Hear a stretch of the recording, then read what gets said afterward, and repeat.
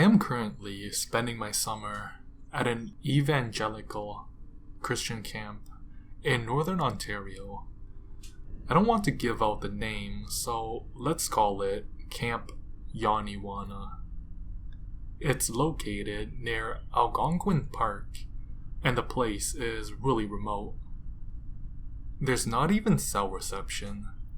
I've typed this out on my phone during the week and am sending it now that I'm in town for our day off. I'm working here because, frankly, I didn't have anything better to do. I didn't want to spend another summer in the hot, sticky city, living at home and being bored out of my mind at some minimum wage retail job. And I didn't really need the money either. I have a bit of a side gig at school that pays the bills without too much work. It's not exactly legal, but the police have never batted an eye, and Waterloo has quite the student customer base. So when one of my friends suggested volunteering along with him at Yaniwana, I jumped at the opportunity. I'm great with kids, and being in the middle of the woods for 2 months sounded like a great time. Plus, there had to be more than a few girls for me to get to know, out in the middle of nowhere with very little competition. I applied, had a brief phone interview, was hired, and a few weeks ago drove up with my friend, Jonathan, to start a week of staff training. I really wasn't sure what to anticipate before I got here, but so far this place has not been what I expected. It's secluded and rustic, that's for sure. The cabins have flaps for doors and windows, tabins as they call them, for tent and cabin. The washrooms are, well, very close in nature, and my god, this place gets dark at night. But that's not too bad. The air is so damn fresh, and the lake the camp sits on is freezing cold, but it feels kinda amazing when you jump in. And the bugs haven't been too aggressive yet. Might be the fact that the sun is hard during the day, but the temperature plummets at night. No, it's the people, more than anything, who've really surprised me. For one thing, they are super religious. I mean, I go to church occasionally, and I guess I believe in God, but everyone here seems to be gunning to be the next pope, except they say they don't follow the pope. I think I understand that. They pray before each meal, have a church service every day, and during one of our staff training sessions, we were told about how important it was that every kid who comes here gets to know Jesus. And with that religiosity comes some really strict rules. Guys and girls' cabins, tabins, are on opposite ends of the camp. Absolutely no physical intimacy is allowed between members of the opposite gender, though when you think about it, that leaves a hell of a loophole. In fact, a girl and a guy can't even be in a cabin alone together. Hearing that definitely put a damper on one of my goals for the summer. Also, some of the people here are pretty strange. One girl has claimed that she literally hears God's voice when she prays. Another says that she once healed a friend with a broken ankle by putting her hands on it. And then there's Jordan, who's been going to Yaniwana since he was like 4. When I met him, he looked me up and down, and then stared at the middle of my forehead. When I asked him if everything was okay, he smirked and said, "I guess you'll find out soon." Then, the second night, he announced during prayer time that he could sense dark, evil forces attacking the camp, and that we have to be strong because Satan has us in his sight. So, yeah, it's a Christian camp, alright. But I've been making do as best as I can. I signed up to instruct the camp's rock climbing and high ropes course. and I'm glad I did. They have a 50-foot rock wall that is a serious challenge to climb, and walking on a tightrope 30 feet above the ground with only a flimsy rope to support me is pretty fun. I also made friends with the less fundamentalist counselors, some of whom will even have the occasional drink or even a hit of a bong if they're feeling really adventurous. Safe to say, my side hustle wouldn't do so well in these parts. Among the friends I made was Kate. She was in my rocks and ropes group, though I can't say I paid her much attention for the first few days. On Tuesday, though, she sat next to me at the evening church service, and as Smokey, the camp's director, was 30 minutes into his rant on the evils of homosexuality, she leaned over and whispered, "Seems a bit hypocritical, given the massive stick he has up his ass." It took all my might to not break into hysterics. The next day, we were inseparable. We made jokes while climbing. We kept rolling our eyes at each other whenever Smokey went off on a rant on the state of our culture. And we sat nice and close during meals and the nightly campfire. I have no idea why she didn't catch my eye earlier. She had a cute little face, wavy brown hair that looks perfect even in the middle of the woods, and a body that's fine even in the mandatory one-piece swimsuits all the girls have to wear. Wednesday evening, after we parted ways following the church service, I went back to my cabin with a new spring in my step. Maybe I could actually make a move on Kate. She seems cool enough to flaunt the rules, and even if she wasn't, at least I had someone fun to hang out with for the rest of the summer. As I fell asleep, I remember thinking that this summer might actually be pretty good for me. And that's when things started to get weird. I sometimes suffer from what I can only describe as waking nightmares. There's a specific medical term for it, but I'm in the middle of nowhere with no internet access, so whatever. I'll wake up and see and hear things that aren't there. Often it will be someone in bed next to me, or spiders all over the wall, or ghosts flying through my room. It's really freaky, and it's caused more than a few issues with my roommates back at school, but I've learned to live with it. Wednesday night, I woke up at like 3 a.m. and saw this huge, towering black figure at the front of my cabin, just inside the doorway. It was easily 10 feet tall, and in the faint light from outside, it seemed to be wearing dark robes that went all the way down to the floor.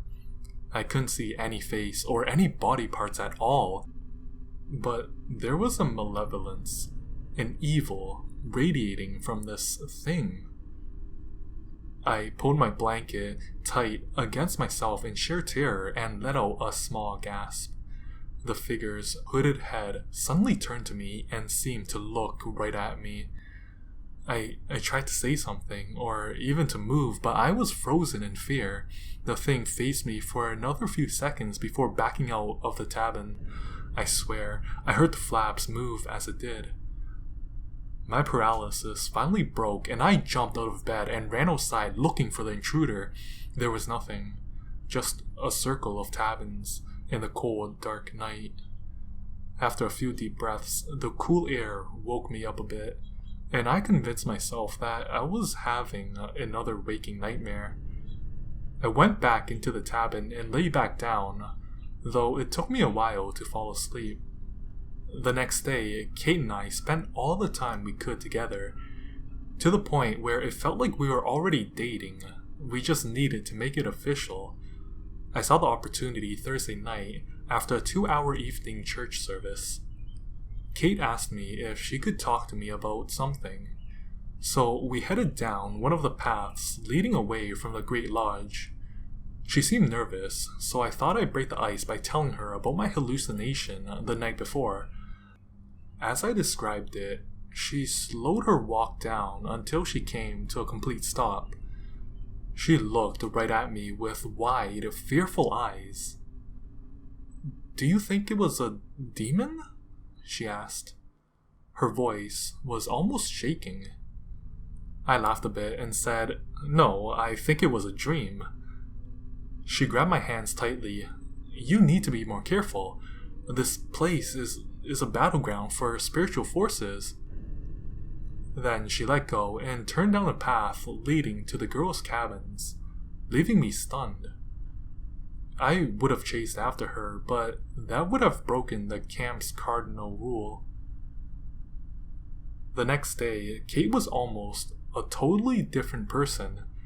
During our final day on rocks and ropes training, she sat as far away from me as possible and only gave a quick, curt response to my questions.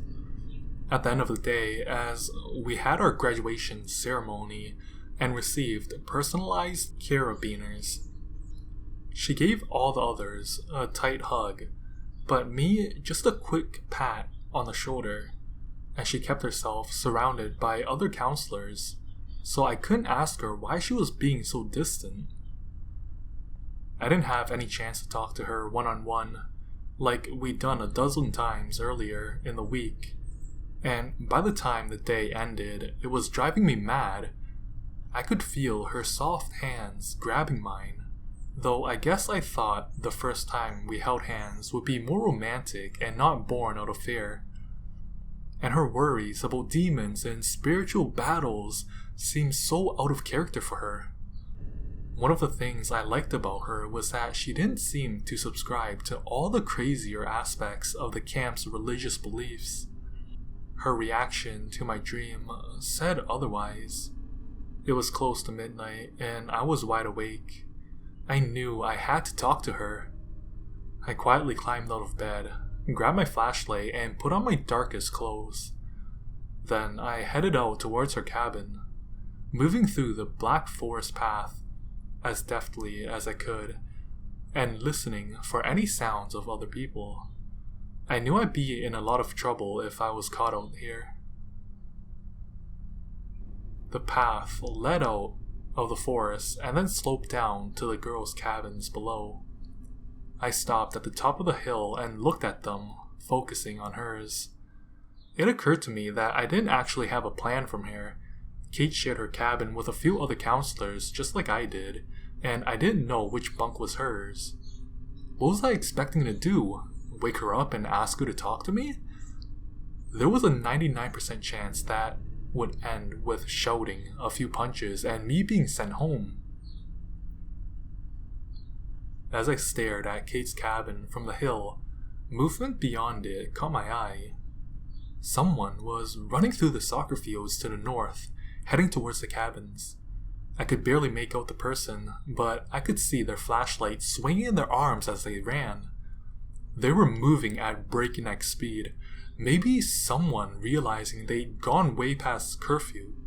The person got closer, and in the faint moonlight, I could make out their hot pink t-shirt and the long hair flowing behind them. Oh God, Kate, what was she doing? Kate reached the circle of cabins, but instead of going in, she cut around them and then started running away towards another section of the forest to the west. I wanted to call after her, but I knew it would wake up at least a few people. I wanted to chase her, though I already knew I wouldn't be able to catch her. She was a veteran of this place, and I could barely navigate the forest in broad daylight. Still, I had to try. I took a step and was about to break off into a sprint when I saw it. Or, I think I saw it. It was another figure, moving through the soccer fields towards the cabins. This one was all black, and I had to squint because I honestly don't know if I was truly seeing it, or if my mind and eyes were playing tricks on me. The figure, as I saw it, followed Kate's path around the cabins and into the trees to the west, where it promptly disappeared from my sight. What on earth? I found myself falling down onto the cool grass, trying to understand what I had just witnessed. For a minute, I wondered if I was currently dreaming up this surreal scene. Why was Kate running? Where was she going? And did I see something chase after her? An ear-piercing scream from the woods broke me out of my daze. I jumped up and was once again about to start running for the forest when several lights in the cabins came on. Shit, they could see me. I spun around and ran back to the woods and into my cabin. I got back in my sleeping bag and eventually fell asleep. That was last night.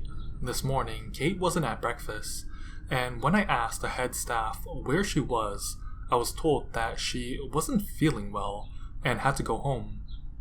Her bunkmates and our fellow rocks and ropes instructors didn't have anything to add beyond that. It seems like everyone I've spoken to has repeated the line of Kate being not well and then telling me not to worry about it when I pressed on what was going on. So that's where things are now. The campers arrive tomorrow for the first weekly session of the summer. I'm excited to meet the boys in my cabin, and when I get the chance, I'm going to explore the forest to the west of the girls' cabins and see if I can find anything about Kate's disappearance. I'll say this though, I'm not sure about God, and I don't really believe in demons, but like I said, there's something weird going on at Camp Yanni.